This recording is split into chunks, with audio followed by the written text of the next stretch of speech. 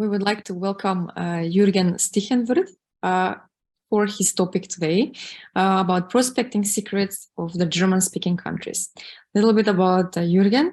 He's born in Austria and raised in the United States. Juergen has over 30 years of experience in sales across more than 50 countries. He has led customer-focused teams across the world for companies in the banking, payments, and hospitality, IT, and retail industries. He is a mentor to companies looking to break into new markets, as well as a coach and trainer for international corporations and their staff. Juergen, the floor is yours. Very good. Thank you, Monica. Hello, everybody. I have been in the region selling in a variety of capacities for a number of years. I just wanted to start off by saying, even though I'm located in Austria and am able to reach out into the German-speaking countries, I wanted to convey today a little bit, not so much a channel or a method, but tendencies among the three countries.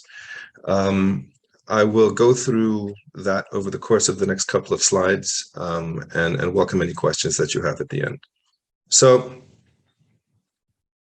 DACH is an acronym, DACH, D for Germany, Deutschland, A for Austria, and CH for Switzerland, the Confederation Helvetica, as it's called in, I believe, Latin. And on the left here, you have just a overview of a lot of some of the well-known brands that are in the region.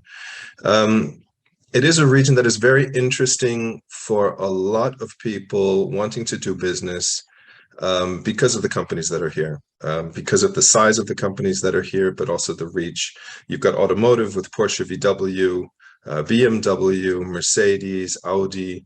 You've got retail with luxury watches, but also some more fashion companies. You've got sport. You've got banking. You've got lifestyle, Lindt, Rolex, things like that. So it's a very diverse region in the kinds of companies that are here, and as you will soon see, also in the countries themselves. Just a few points on what makes the region interesting for a lot of the companies that we work together with. The population of 100 million is not even that much if you think about it on a global scale, but the purchasing power in the region is absolutely off the charts. Switzerland, Austria, Germany, all three, one of the strongest companies as far as countries as far as purchasing power goes. It is the largest economy in Europe and the fourth largest globally, whereby if you look at the most recent numbers, I think we've just clipped Japan for number 3. Some people don't know that, but with the motor of Germany, of course, pushing that ahead, that's a nice development. Large numbers, but also sometimes not really known, especially if you think about the German-speaking countries. Number 1 in the Global Innovation Index for 9 years running with Switzerland. Now, what we're talking about here is B2B sales on an outbound reach, and so a lot of times SMEs, small and medium enterprises, or corporations are targeted. SMEs make up about 95% of all companies. That's hundreds of thousands of companies, some of which are what they call hidden champions in their industrial sectors. You have pharma companies, you have manufacturing companies that nobody's, quite frankly, ever really heard about that are number 1 in the world. Industries as diverse as banking and, I don't know, sensor tech, as diverse as luxury fashion and the blockchain are at home in this part of the world. So these are brands that we know and trust. I mean, people have heard of the brands that we're talking about here today that you saw on the slide before.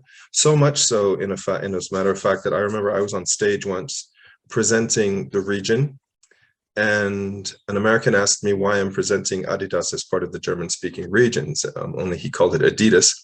And I had to explain to him that it is a German company, and that Adidas is actually the abbreviation of the founder's name. So these are brands that people know across the world and trust across the world, but at the same time, it's a region of massive differences. And that's what people on the outside don't know looking in, or don't really consider as much looking in.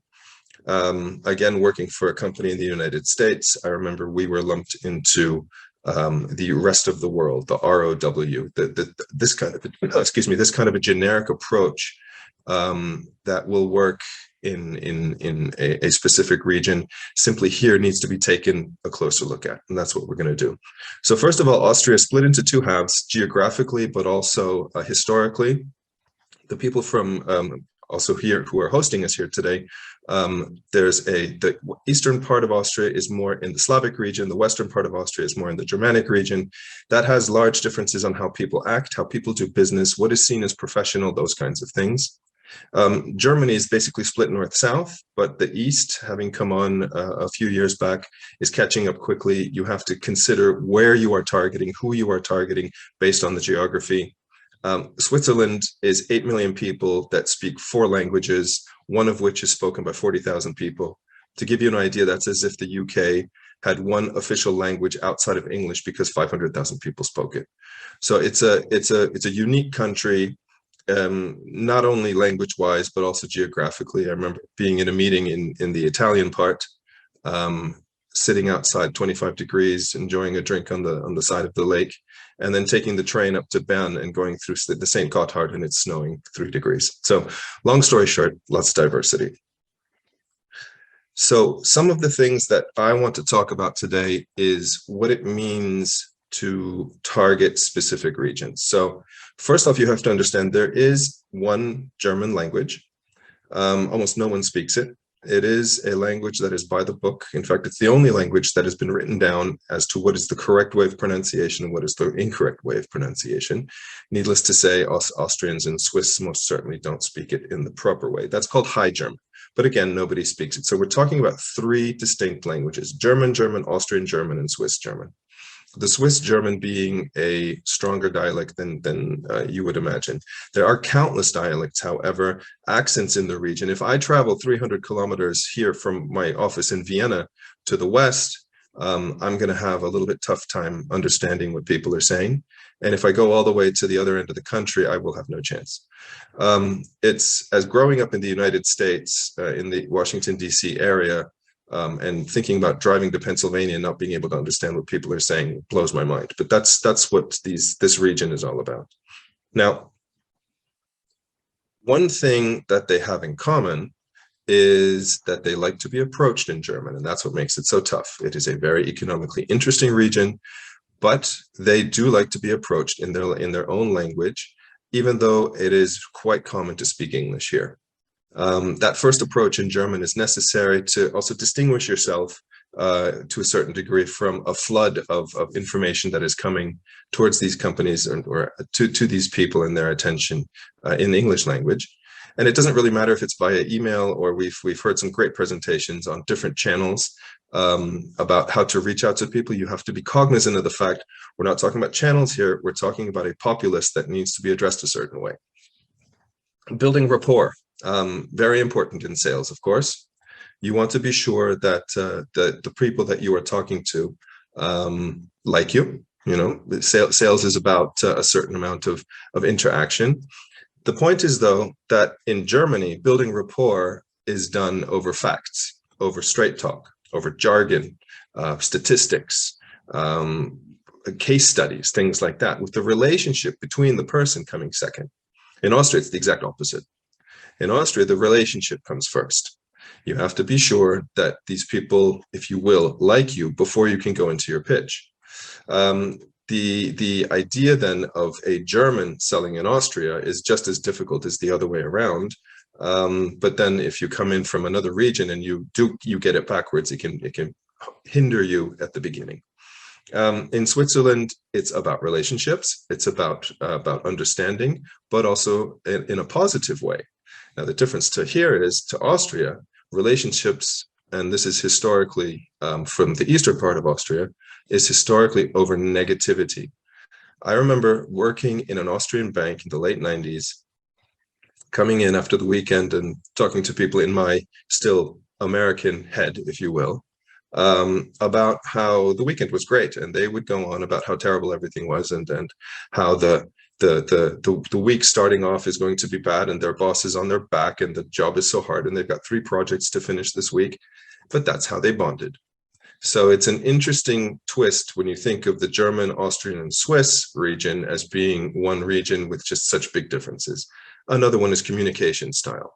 Any of those of you who have spoken to, and again, these are stereotypes that I'm talking about here, but they have a sense of truth.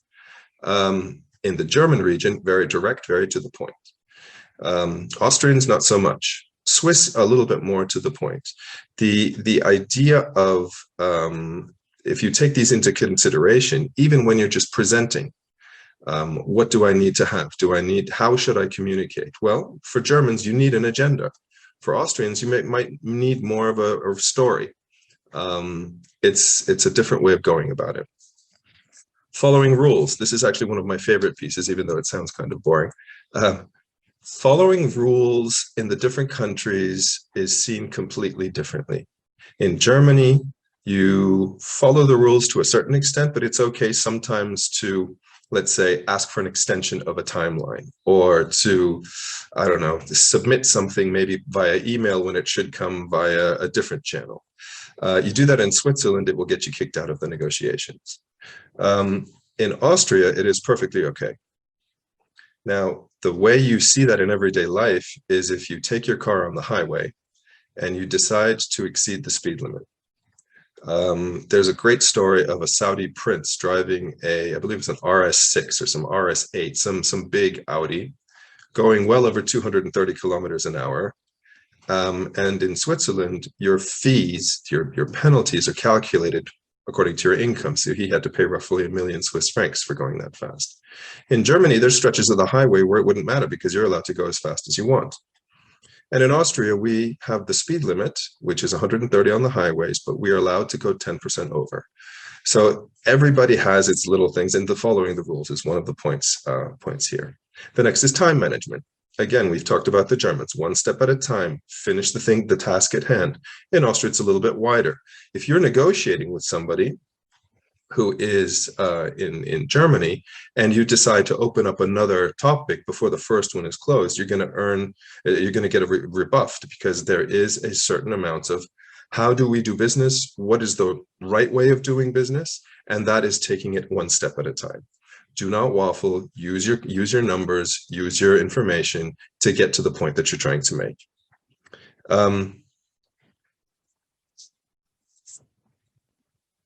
In an innovation level sense, we spoke about at the beginning the Swiss Global Innovation Index leading Swiss. And I always think it's interesting that this country is so close to where I live.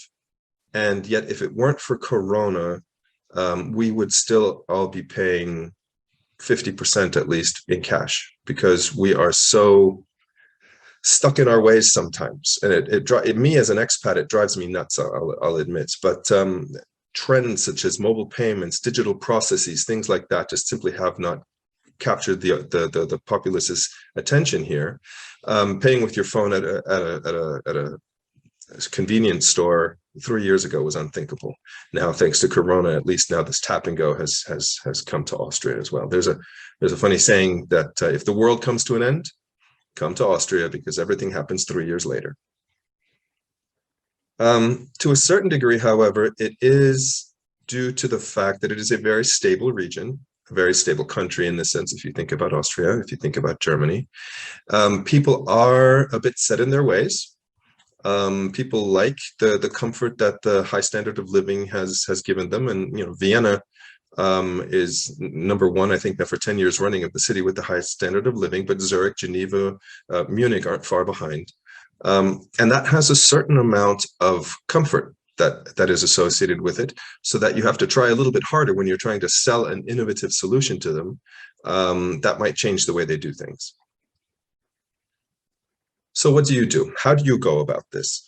And again, we're talking about B2B sales outbound for companies. Approach in German. That is the one thing that counts pretty much across the board. And I draw the line at startups. Startups, it's fine to approach in English. But if you are a startup and you're trying to get the attention of an SMB or a corporation, you have to approach in German. It says email first here. That is, again, the traditional way. We've heard a lot of presentations about different channels, different methods, different ways of approaching initially. That's fine. I have no problem with that. I'm not harping on the email. I'm harping on the fact that it should then be in German. Do your research. This one goes without saying, and we have heard some content on this as well. Know who you're talking to, know what industry they're in, etc. And if you're talking to people in Austria, not so much in Germany, this is again a difference in the region, know your proper salutation. We here, especially in old industries and traditional industries, banking, insurance, are very intent upon having titles in front of our names. It's something that is very important to people here that you have to know. And personalize, customize, individualize. This slows you down, okay? This will slow you down, but this will raise your chances of conversion, of even just a reply by a multitude of factors. If you personalize, customize, individualize, it means that you've taken into consideration what this person that you're reaching out to wants, needs, and given them an opportunity to understand why you are reaching out to them. Using canned emails, standard emails, those are smelled out a mile away. That's something that you have to be very careful with. I myself, as somebody who is on LinkedIn, active on LinkedIn, get emails on a regular basis or in mails where you can just tell the person has not had a look at what the company does, or not enough of a look. And so be as ungeneric as possible, I guess is the way to say it. Cold calling is frowned upon. I know there's another presentation on cold calling, so I won't go into too much detail. My personal opinion is it's not that great of a use of time. Problem in the German-speaking countries is that GDPR is taken seriously here, and cold calling by the law of the letter of the law, the way it is now, is simply not allowed. And while we do in our support of companies call, we do so as a second step. If at all, never as a first step. Know who you're talking to. So now, are they German? Are they Austrian? Are they Swiss? Are they from the eastern part or the western part of Austria? Are they from a small town in Switzerland? Are they from a metropolis in Germany? What industry are they in? Is this an old kind of a traditional industry? Is it one of the newer industries? Are we talking about a company that is self-owned and a stock company, a small and medium enterprise? What does the person do? Who do they report to? What is their interest in the success of the company? Their seniority. Sometimes gender can play a role, and age most certainly. So it's a lot to think about. But basically, when we are asked to focus on a certain industry in a certain country, I have to ask a lot of questions around that typical target profile, if you will. So that we can make sure that we're communicating in the right way. So in DACH, counts for everywhere. Be punctual. There is no Latin mentality here of being a little bit late and it's fine. You are punctual. You're asked to be ahead of time, especially in Switzerland and Austria. Have an agenda and point it out at the beginning of the meeting or the beginning of the call is always a good idea, because it gets you the time-conscious people and the people who are more on a step-by-step thinking pattern onto your side, and know your facts. Now, if you're specific for Germany, get to the point quickly, use your stats, your numbers, your jargon, your abbreviations even. I mean, if you go and into a meeting in Germany and you try to tell a story, sometimes it does not go over so well. You have to weave it in with the facts and have references. In Austria, it is more about the story because it's more about the relationship. It's about getting to know the person so that you can gain trust. Look at the details, and quite frankly, if you can do it in a smooth way, compliments will get you quite far here. In Switzerland, it's a little bit more formal, a little bit more buttoned down, but a friendly approach with a strong value proposition will get you to the point where they are interested. Again, I am talking about a stereotype to a certain degree. Not every German is like this, or Austrian or Swiss, but there is a way of doing business and a way that certain approaches are seen as professional or not professional. So you want to make sure you're sticking to the one that will get you the biggest chance to then go for your conversion. So thank you very much. I hope that was insightful. I'm very happy to take any questions now. So Dancho, if you would like to, you can open up the session. Yeah, I'm here. Juergen, thank you very much. I was always wondered the DACH region and the secrets that it brings. Let me have a look at the question. The first one that said that you need some proper salutation. Can you give me an example of what kind of salutation are expected from us when we do outreach to the German market? Well, since since I was talking about doing it in German, you have the dear Mr. Dimkov, right? That's easy because dear Mr. is in German sehr geehrter Herr Dimkov. That works. But if you as Mr. Dimkov are in Austria in an insurance company or bank, and you are a doctor, not a PhD, but you've studied, you've gotten your doctorate in economics or whatever, and I don't call you Dr. Dimkov, sehr geehrter Herr Dr. Dimkov. Sometimes, and granted, these might be the little bit older semesters, but sometimes those are the guys who have the budgets. It wouldn't go over quite so well. Now, this is getting less and less, and in Germany it is frowned upon. You don't do it. So you do it in Austria, you don't do it in Germany, you don't do it in Switzerland, unless it's certain industries. And if you're talking to your physician, you do it anyway. It's something that you kind of have to figure out. That's what I was talking about. But if you go into an email and say, Lieber Dancho, dear Dancho, and I don't know you yet. It's not going to work? Well, it can. If this is your position, you've got your own company and you're in Switzerland, and I say, dear Dancho, I just saw your webinar and I thought it was fantastic. Lieber Dancho might work perfectly. But again, you have to know who you're talking to. Got it, Juergen. Another question was about, because you were saying a lot that German language is different language across the DACH region. What happens if you're by any chance trying to target expats, people from outside the region that are living, that are residing, and hopefully working for an international organization? Well, I used to work for Western Union, which was pretty much as international as you can get because we had like 120 countries here in Austria. There it's English anyways. If you're talking to somebody at Western Union or one of the UN, Geneva, Vienna, German might not actually be the right language to approach them with because they don't speak it. They'll be speaking English, French, because German is not a UN language.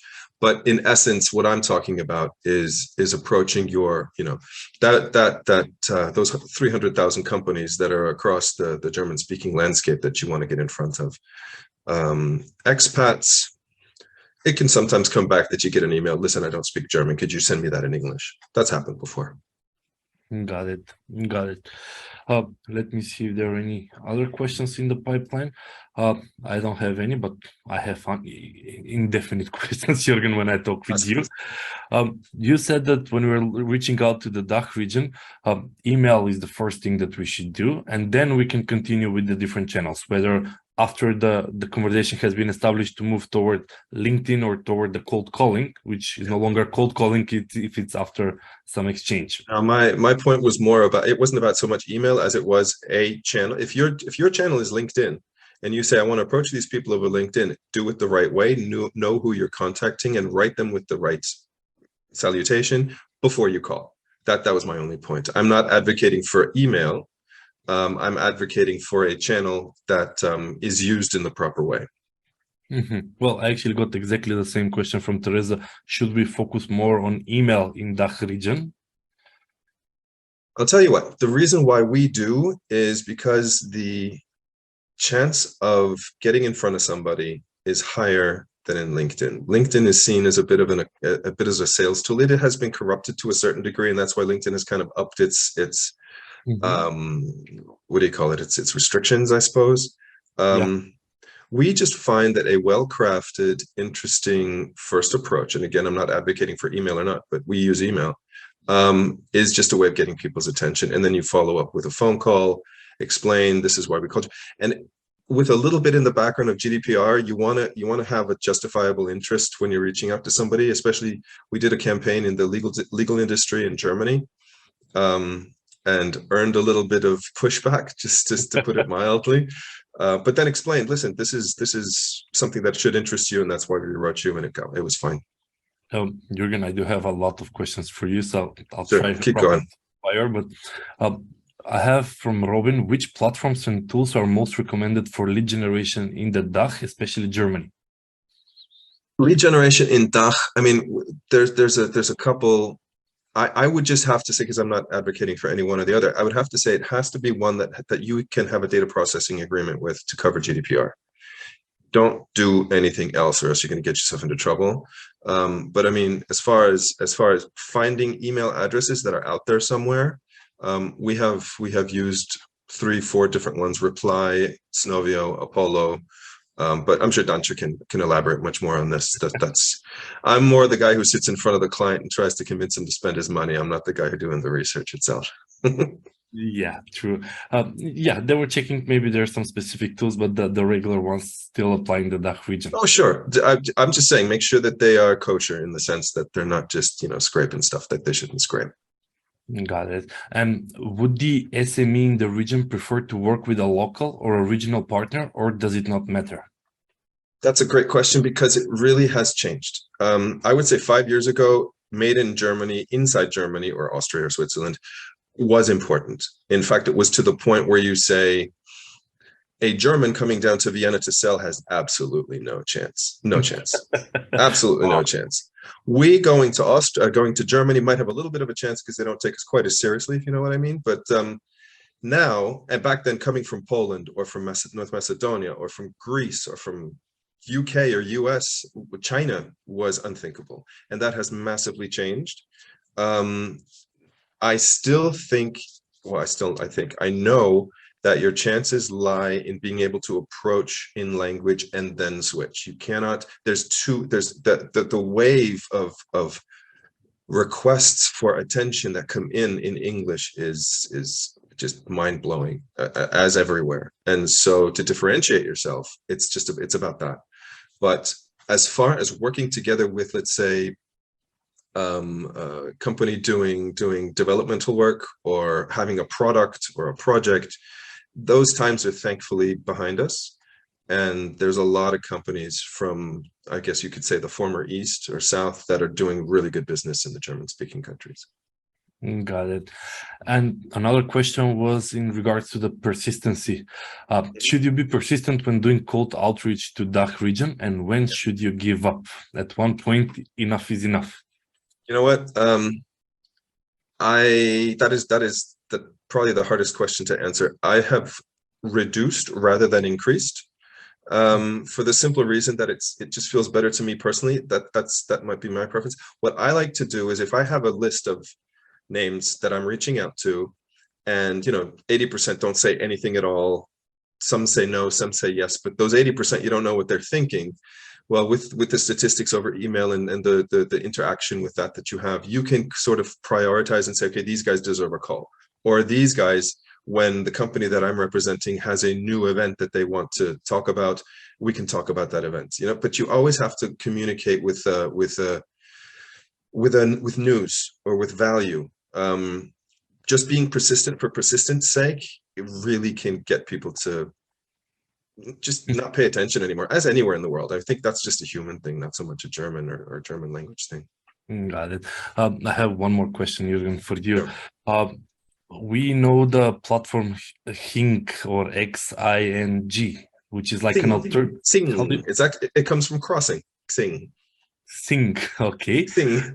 It used to be called something else, but they changed it to Xing. Yeah.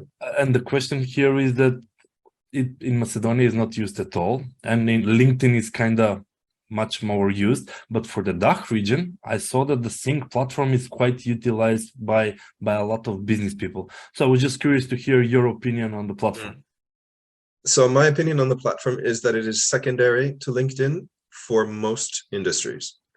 Industries like construction, manual labor, things like medical. So if you're trying to get in touch with doctors' offices, if you're trying to get in touch with smaller enterprises, Xing is probably a good way to go as well, but it will never take the place of LinkedIn on a bigger scale. Got it. Plus the automation there just isn't, quite frankly, it sucks. So the automation there is not up to that kind of a quality. Got it. That was the last question that I have. So Monica, you can take over. Great. Thank you, Dancho. Thank you, Juergen, for the presentation and the great questions and answers. Have a great day, everybody. Juergen, Take care. thanks again. Thanks, Dancho. Thanks, Monica.